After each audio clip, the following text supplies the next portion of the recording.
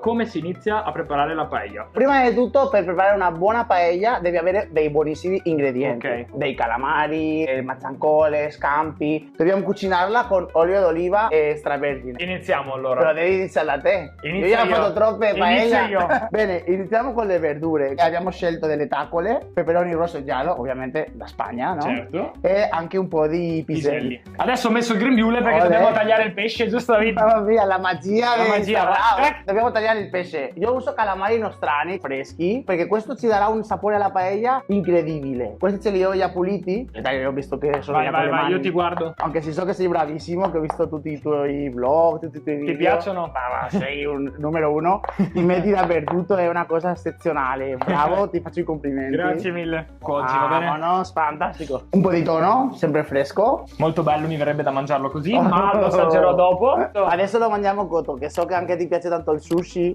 Piace tutto, ma sai. E le mazzancole. E adesso già possiamo continuare a mescolare.